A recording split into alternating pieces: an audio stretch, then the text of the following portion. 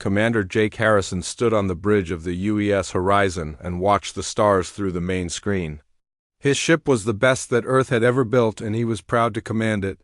The crew worked quietly around him as they moved through space toward the outer rim of known territory. Jake had been in space for 10 years now, and he still loved the feeling of being among the stars.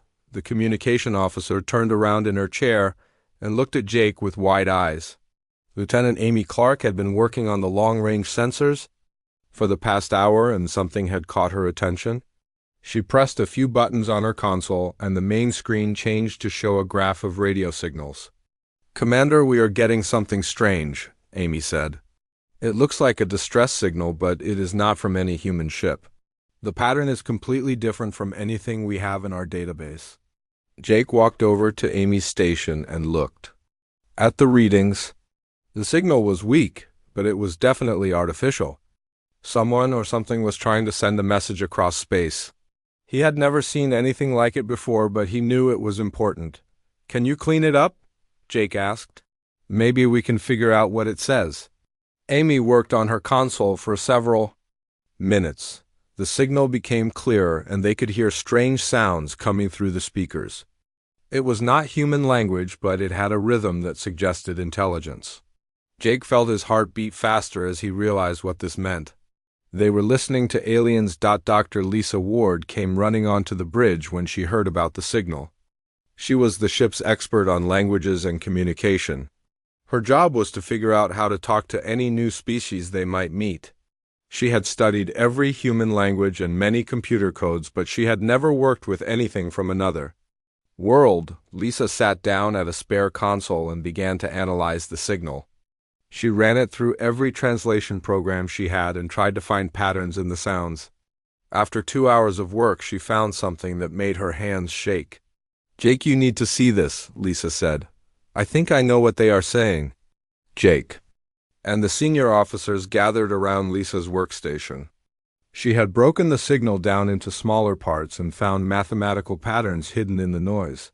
The aliens were using basic math to make their message clear to anyone who might be listening. "They are asking for help," Lisa said. "This is definitely a distress call. They say their world is under attack and their people are dying.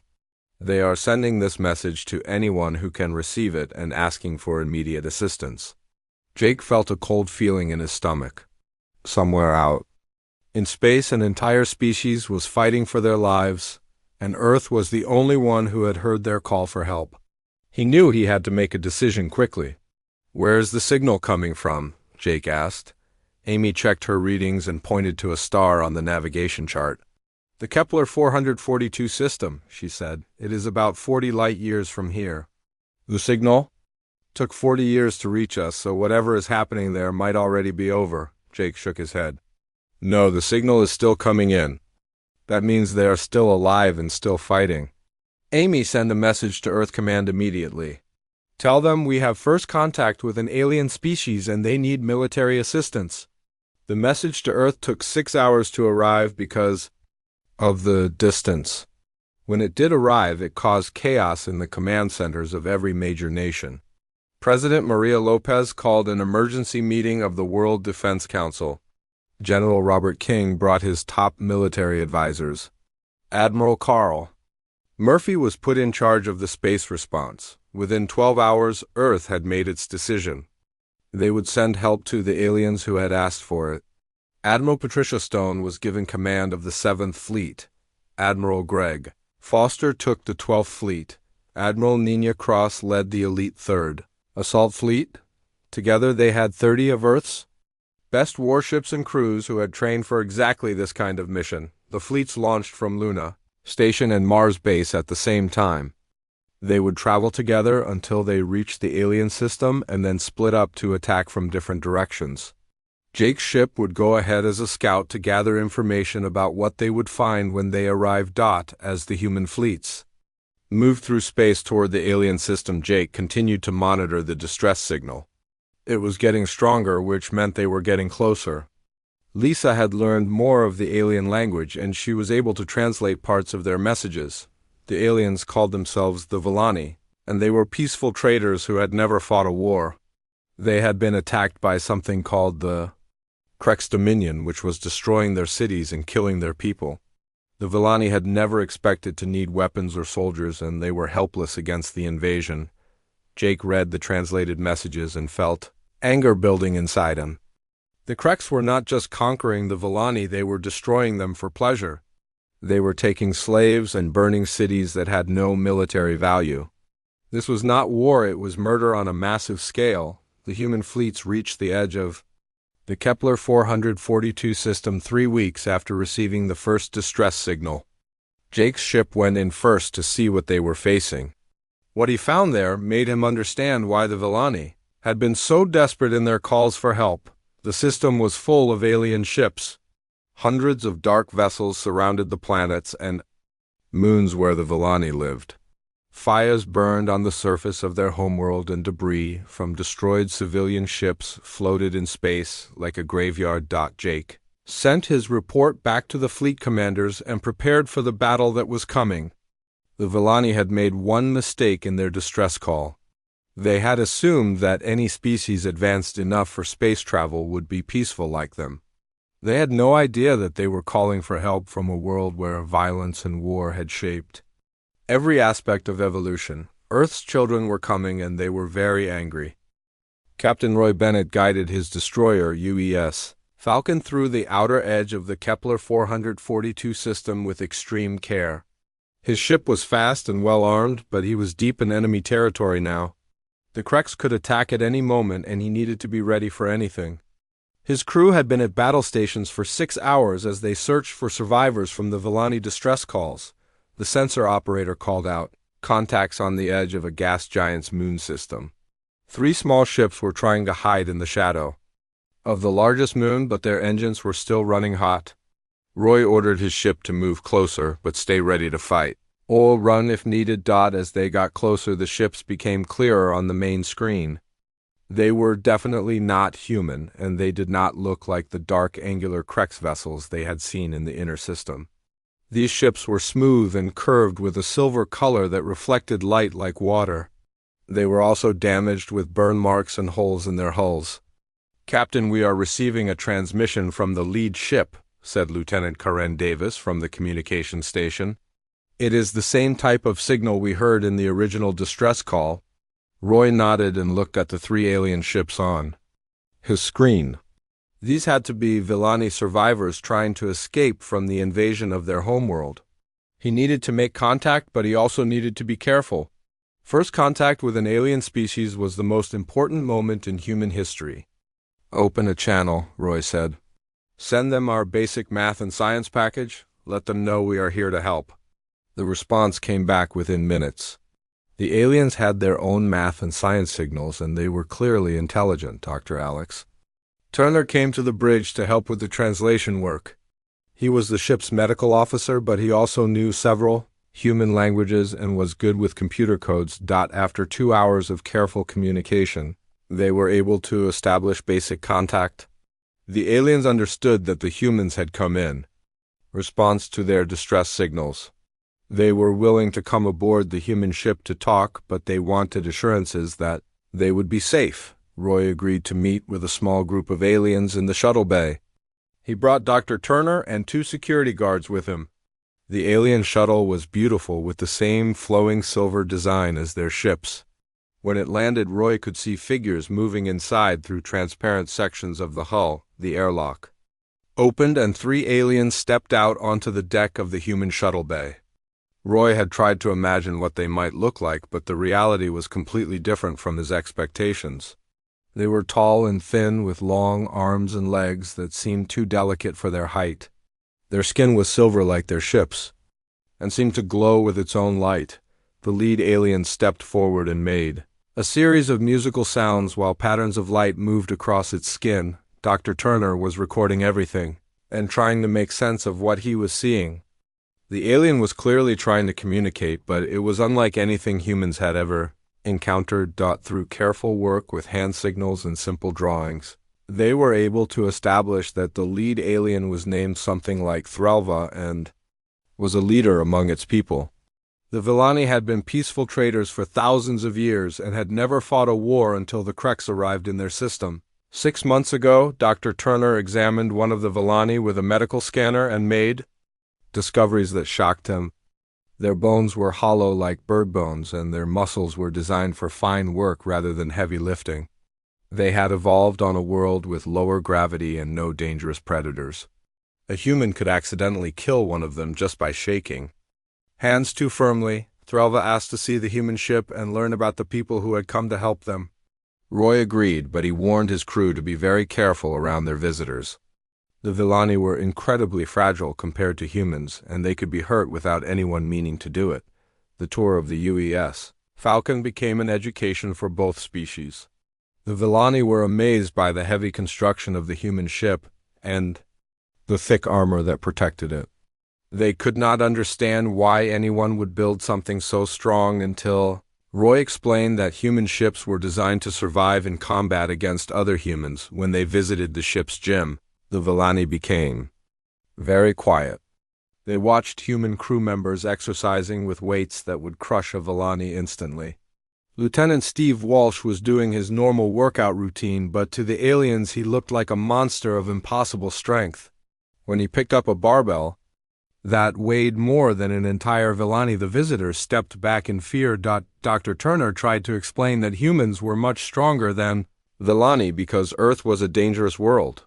Humans had evolved to survive against predators and natural disasters that would destroy most species. The Villani found this hard to believe until Turner showed them video files from Earth. The aliens watched footage of hurricanes and earthquakes and volcanic eruptions with growing horror. They saw predators like lions and sharks and bears that could kill humans, but that humans had learned to fight. They watched human soldiers training for combat and human athletes competing in violent sports. By the end, they understood that Earth was not a normal world. Threlva asked why humans would help strangers from another world. Roy tried to explain that humans had learned through their violent history that evil won when good people did nothing.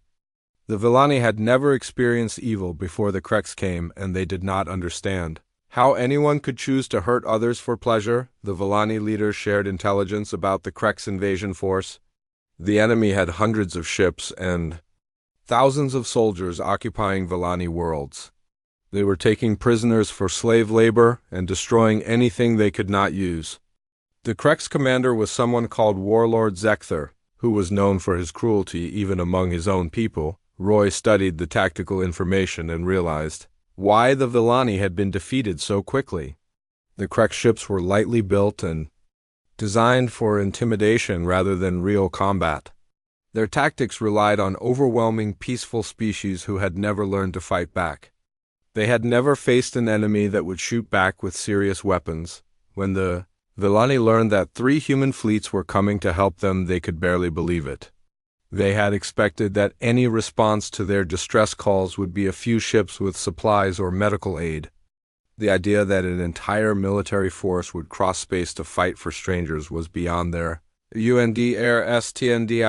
Dr. Turner sent his medical and tactical reports back to the fleet commanders, along with everything they had learned about both the Villani and the Kreks. The information would help the human forces plan their attack and avoid accidentally hurting their new allies. As Roy prepared to take the Villani survivors to safety behind the human lines, he realized that this war would change everything.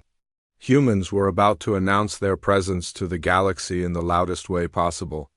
After this battle, every alien species would know that Earth's children walked among the stars, and they were not like anyone else.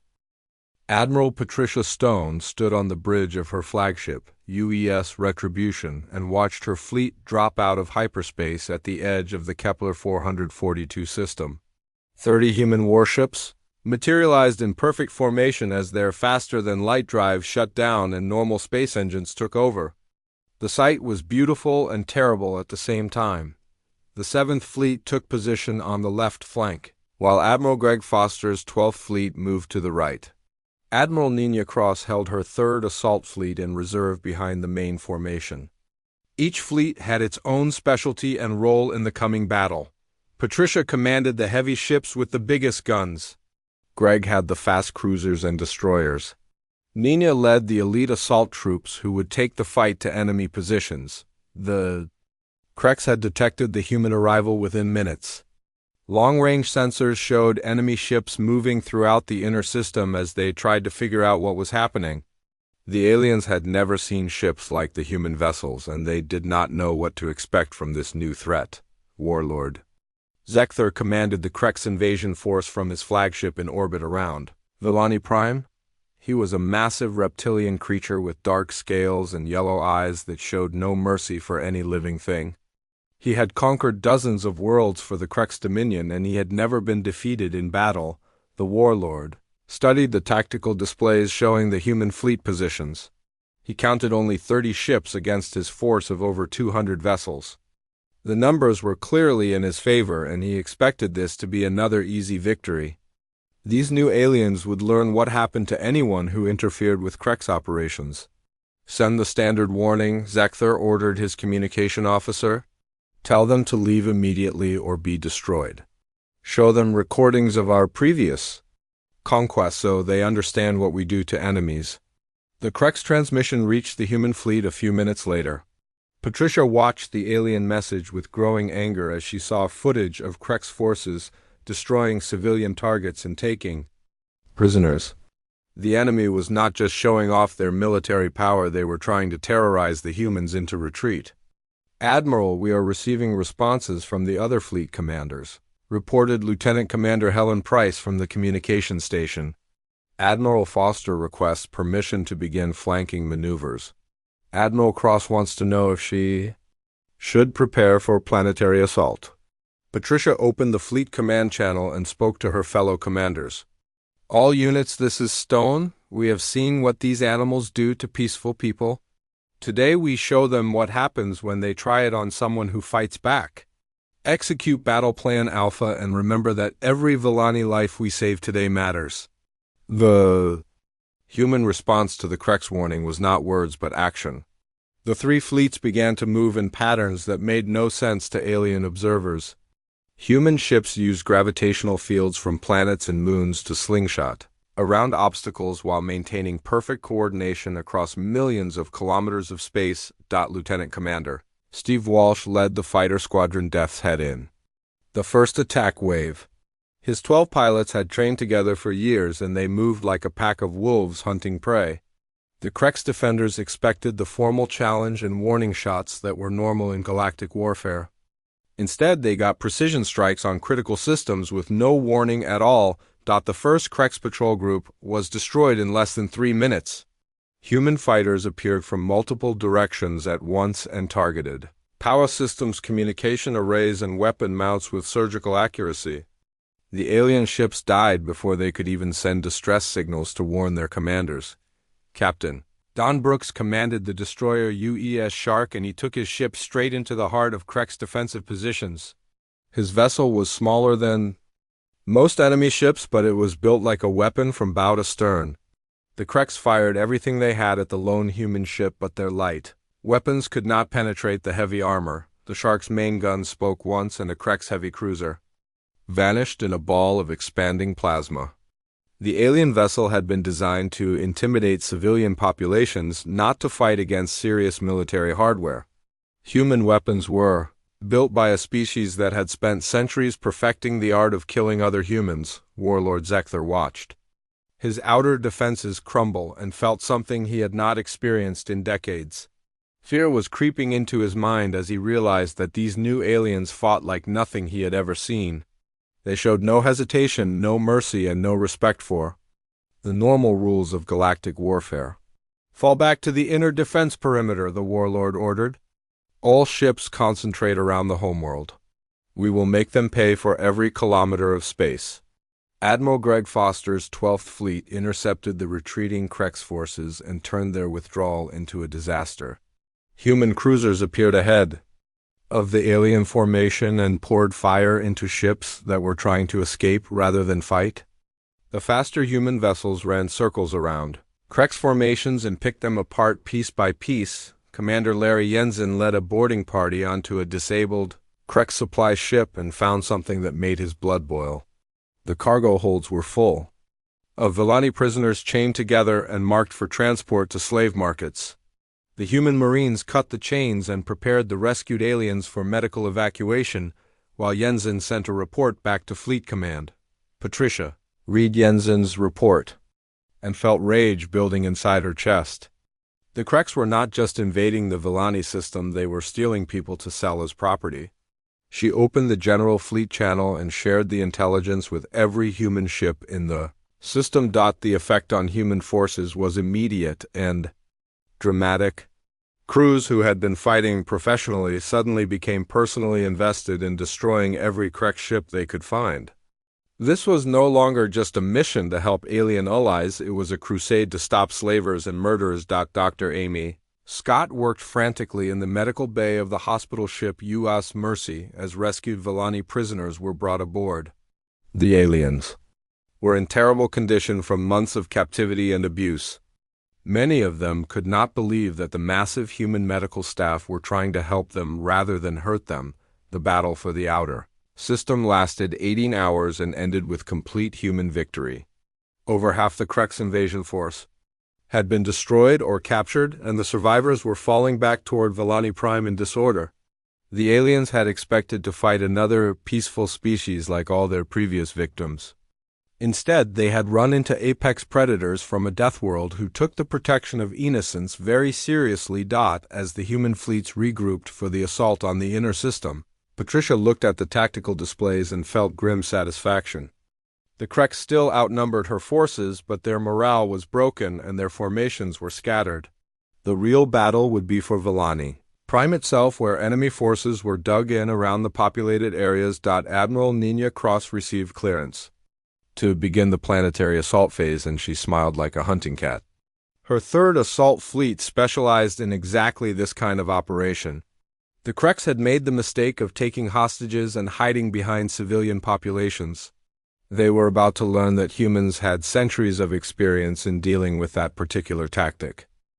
Admiral Nina Cross stood in the briefing room of her flagship, UES Vengeance, and studied the holographic display of Villani Prime.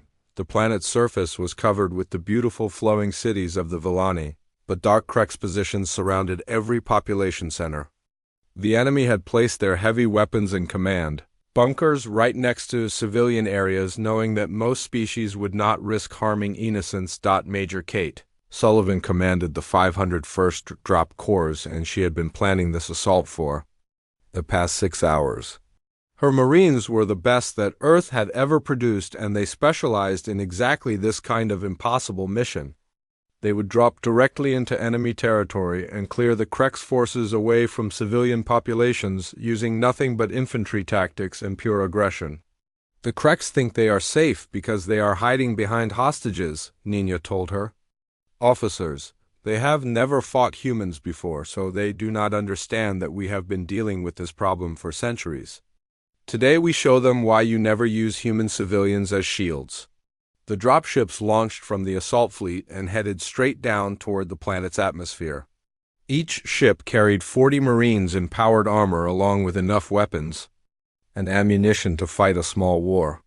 The Kreks' orbital defenses tried to stop them, but human dropships were designed to survive atmospheric entry under enemy fire. Sergeant Rick Davis felt his drop pod shaking as it punched through the atmosphere at impossible speed. He had made over 50 combat drops during his career, but this one was special. They were not fighting for territory or resources. Today they were fighting to save an entire species from slavery and death, the first wave of human Marines landed in the capital city of Villani Prime, right in the middle of a Kreks command center. The aliens had expected any rescue attempt to come slowly and carefully to avoid harming civilians. Instead, 300 human soldiers materialized in their midst and began fighting with a fury that defied comprehension. Rick's squad cleared an entire city block in the first hour after landing. The Krek soldiers were tough and well-armed, but they had never faced enemies who treated urban combat as a normal part of warfare. Humans moved through buildings and underground tunnels like they had been born in cities. They used every piece of cover and every tactical advantage that the environment provided. The Kreks had been selected for their ability to intimidate peaceful populations rather than their actual combat skills. When confronted by humans who had evolved from pack hunters and tribal warriors, the alien invaders broke and ran. Their heavy weapons were useless in close quarters, and their armor could not stop human weapons designed to penetrate military targets. Lieutenant Jennifer Clark led her platoon through the residential district where thousands of Villani civilians were being held prisoner. The aliens had been locked in their own homes, while Kreks guards patrolled the streets looking for anyone who tried to escape. Jennifer's Marines moved from house to house, freeing families and eliminating enemy positions with surgical precision. The rescued Villani could not believe what they were seeing. These human soldiers were massive compared to the graceful aliens. But they moved through the combat zone with incredible care to avoid harming any civilians. They would risk their own lives to save a single Villani child, and they showed mercy to enemy soldiers who surrendered. Captain Larry Jensen coordinated the urban assault from his command post in a captured Kreks bunker. His tactical display showed human units advancing through every major population center on the planet, while Kreks resistance collapsed sector by sector. The enemy had never imagined that an attacking force could move so quickly through defended urban terrain. In orbit around Villani Prime, the space battle reached its climax when Warlord Zekther realized that his ground forces were being destroyed. The reptilian commander decided that if he could not hold the planet, then he would deny it to everyone else. He ordered his remaining ships to begin orbital bombardment of the major cities. Admiral Patricia Stone detected the enemy targeting systems charging up and knew she had seconds to act. The UES Retribution was already damaged from the earlier fighting, but she drove her flagship directly into the teeth of the Kreks formation. Her heavy guns spoke with the voice of human fury and warlord. Zekther's ship vanished in a cloud of superheated metal. The destruction of their commander broke. What remained of Kreks morale and the surviving enemy ships began transmitting surrender signals on all frequencies. They begged for mercy from the terrifying Deathworlders, who had destroyed their invasion force in less than 2 days of fighting. Down on the planet's surface, the last Kreks strongholds fell to human assault teams who seemed to appear anywhere. There was a fight to be won. Sergeant Davis and his squad captured an enemy weapons depot that had been considered impregnable. They used demolition charges and close-quarters combat to clear 3 levels of underground bunkers in under an hour. Dr. Amy Scott worked around the clock in field hospitals set up throughout the liberated cities. She treated wounded humans and Villani alike while marveling at how well the two species worked together despite their vast physical differences. Human medics were incredibly gentle with their fragile alien patients, while Villani doctors provided knowledge about local diseases and medical conditions. The battle for Villani Prime officially ended when Major Kate Sullivan's Marines reached the central government complex and freed the planet's leadership from captivity. The Villani Council had been imprisoned for months while the Kreks tried to force them to cooperate with the occupation. They emerged blinking into sunlight and found their world liberated by alien warriors from across the galaxy. Ambassador Threlva met with Admiral Nina Cross in the ruins of what had been a Kreks command center. The Villani leader still could not fully comprehend what had happened. A peaceful trading mission had sent a desperate call for help and somehow summoned the most formidable military force that the galaxy had ever seen. "Why did your people come?" "So far to help strangers," Threlva asked through the translation computers. "What do humans gain from fighting our war for us?" Nina looked out at the city where human Marines were working alongside Villani civilians to clear rubble and repair damaged buildings. "We came because you asked for help and because it was the right thing to do. That is reason enough for humans." The Villani leader studied the human admiral and realized that these Deathworlders were unlike anything the galaxy had ever produced. They were capable of incredible violence, but they chose to use their power to protect others rather than conquer them. The galaxy would never be the same after today. Captain Roy Bennett brought his ship down to the planet's surface to begin evacuation of the most seriously wounded. His crew worked with Villani medical teams to load patients onto human hospital ships that would take them to better facilities. The cooperation between the species was remarkable considering they had met only days before dot as the sun set over Villani. Prime, the last of the Krex forces, surrendered to human patrols. The invasion that had terrorized an entire system for months was over, and the peaceful Villani were free to rebuild their civilization. But more importantly, word of the human intervention was already spreading to other worlds and other species who lived in fear of military empires like the Krex Dominion. 3 months after the liberation of Villani, Prime Ambassador Threlva stood before the Galactic Council on the neutral world of Synthesis. The massive chamber held representatives from 47 different species, and every one of them was silent. As the Villani leader prepared to speak about the humans and what they had done, the council had been meeting for over 1,000 years to discuss trade disputes and territorial boundaries between the peaceful species of the galaxy. They had never needed to address anything like military intervention because wars of conquest had been almost unknown since the formation of galactic civilization. The Krex Dominion had been an exception that most species preferred to ignore. Honored delegates, Threlva began with the musical tones that served as Villani's speech. I come before you today to tell you about a species that defies everything we thought we knew about intelligent life.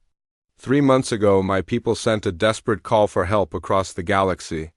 We expected that perhaps a few trade ships might bring medical supplies or offer to evacuate our civilians. The translator systems carried Threlva's words to every species in the chamber, and patterns of light played across the Villani's skin as emotions colored the speech.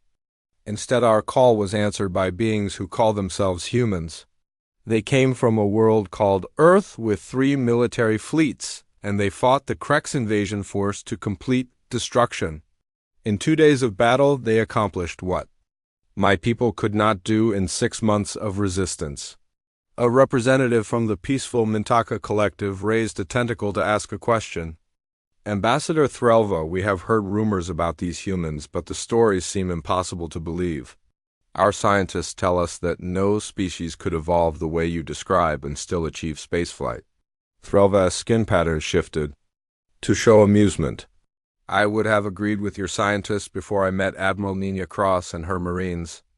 The humans evolved on a world they call a death world, where everything from the weather to the native animals tried to kill them every day.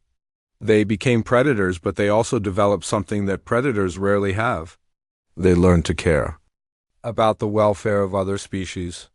Admiral Carl Murphy entered the council chamber wearing the blue uniform of the Earth Defense Force. He was the first human to address the Galactic Council, and he could feel the weight of history as he walked to the speaker's platform. Behind him came Dr. Lisa Ward, who would serve as cultural liaison between humanity and the other species. Honored delegates, Carl began, I am Admiral Murphy representing the United Earth Government. We come before you today not as conquerors, but as neighbors who wish to join the community of galactic civilization. We offer our protection to any peaceful species that faces aggression from military empires. The reaction in the chamber was immediate and dramatic. Representatives from dozens of species began talking at once as they realized what the human offer meant. For the first time in galactic history, a species with serious military power was volunteering to serve as protectors rather than rulers. The delegate from the Rigel Manufacturing Consortium spoke for many when he asked, Admiral Murphy, what do humans want in return for this protection? No species offers military service without expecting payment or territory or resources. Carl smiled, and the expression seemed to confuse many of the alien observers. We want nothing except the knowledge that peaceful beings can live their lives without fear of aggression. Humans learned long ago that our own security depends on the security of our neighbors. A galaxy where the strong prey on the weak is a galaxy where no one is truly safe. Dr. Lisa Ward stepped forward to address the cultural concerns that many species were clearly having. I know that humans seem frightening to many of you. We are larger and stronger than most galactic species, and we come from a world that shaped us through violence. But please understand that the same forces that made us dangerous also made us protective of those who cannot protect themselves. Over the following weeks, delegations from across the galaxy came to Earth to see humanity for themselves. They toured human cities and military bases and schools, trying to understand these strange Deathworlders, who had changed the balance of galactic power overnight.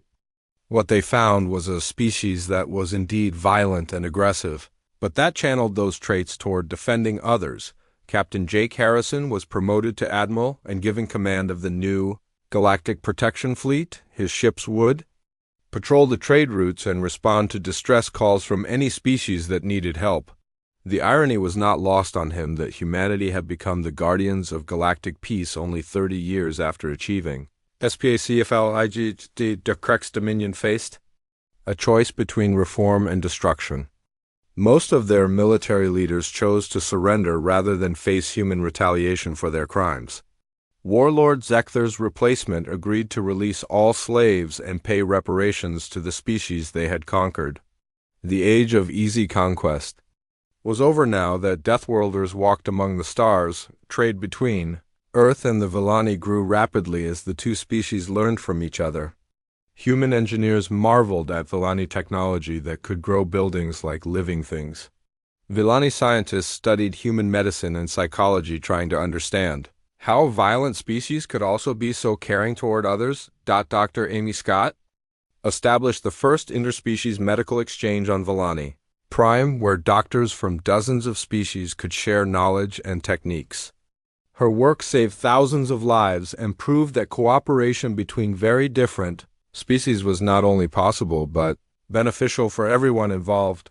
The news of human intervention spread to the furthest corners of the galaxy, carried by traders and diplomats who had witnessed the liberation of Villani Prime. Species that had lived in fear of larger neighbors suddenly saw hope. Military empires that had grown fat on easy conquests began to worry about human fleets appearing in their territory. Admiral Patricia Stone commanded the Earth Defense Force from her headquarters on Luna Station and watched intelligence reports from across the galaxy. 3 more aggressive species had contacted Earth asking for negotiations rather than face military action. The mere threat of human intervention was enough to stop several planned invasions before they could begin. Ambassador Threlva returned to Villani Prime and found a world transformed by contact with humanity. Villani engineers were learning to build stronger structures that could survive natural disasters. Villani doctors were studying human medicine to better treat injuries and diseases. Most importantly, Villani leaders were learning that sometimes violence was necessary to protect the innocent. The Galactic Council voted unanimously to grant humanity full membership and a permanent seat on the Security Committee. It was the first time in the Council's history that a military power had been welcomed rather than feared. The human representative would have veto power over any action that threatened peaceful species. 6 months after first contact, Earth had become the unofficial capital of galactic civilization. Ships from dozens of worlds docked at human space stations to trade goods and share information. Human officers served on alien vessels while alien scientists worked in human research facilities. The galaxy was becoming smaller and safer every day, but the greatest change was not in technology or politics but in hope. Species that had accepted aggression as an unchangeable part of life suddenly believed that things could be different. The galaxy had protectors now, and they had proven that they would fight for strangers without asking for anything in return. The Villani's mistake in sending their distress call had become the greatest fortune in galactic history. They had called for help from civilized beings and instead awakened something far more dangerous and far more wonderful. Deathworlders with a conscience had heard their plea, and the galaxy would never be the same again.